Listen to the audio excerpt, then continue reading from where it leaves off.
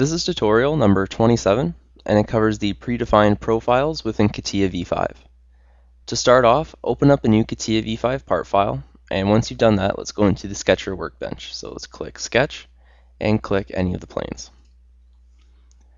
Now the predefined profiles are, if you go in, you can click Insert, Profile, Predefined Profiles, and it's all of these, like the rectangle that we've been using, oriented rectangle, parallelogram, and so on and so on. So you can also find it on the side toolbar here, and these are all your predefined profiles. Now I'm just going to go over a few of them and just kind of show you how to know what to click, and when you're clicking, what your profile is going to look like from it.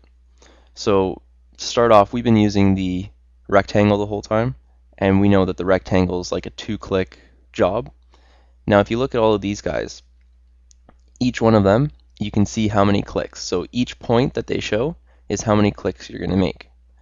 So let's try to do an oriented rectangle. So let's click it, and let's start at the origin.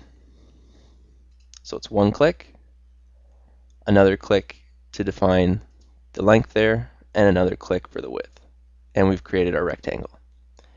Now to do the parallelogram, it's exactly the same thing. So 1 click to start, another to make the height, and the other one you're able to make the width. But with the parallelogram, you're able to kind of move it around and put an angle to it. The oriented rectangle always has a 90 degree. This one will not have a 90 degree angle. And then there's other ones in here too, such as the keyhole and whatnot. So let's just go through and let's click some of them and just see how they work. So let's click on this one, the elongated hole, and it's a 2-click job. So we'll click 1, click 2, and you get to pull it out as far as you want, and accept. So all these predefined profiles, what they're there for is that it's going to be a common profile that you would use, and what they're doing is pretty much just saving you some time in creating it. So like this profile here, the elongated hole that we just made, I'll show you how I would make it and just how this really saves you a step. So to do it, what you'd have to do is make a rectangle, and then you'd have to make a 3-point arc on either side.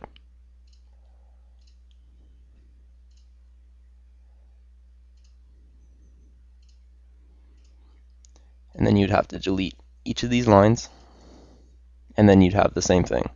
So for me, it took me 3 or 4 steps to create that elongated hole rather than one entire step by using this feature.